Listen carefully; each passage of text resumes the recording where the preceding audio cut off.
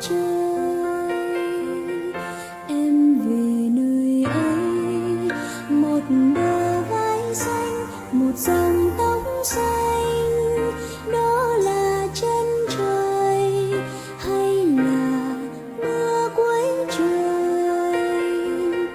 Và gió em trôi về con đường và nắng theo em bên dòng sông vắng.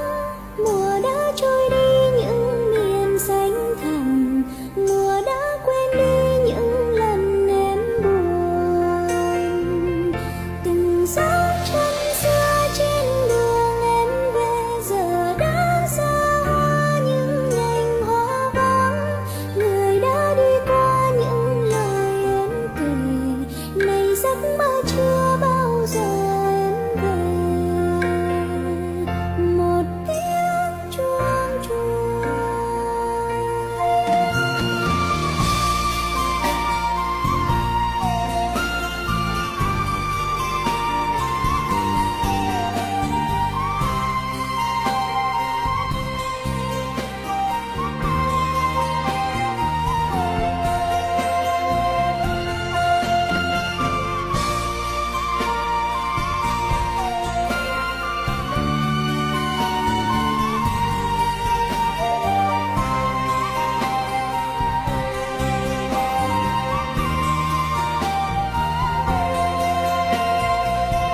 Em nằm em mơ một ngày trong veo, một mùa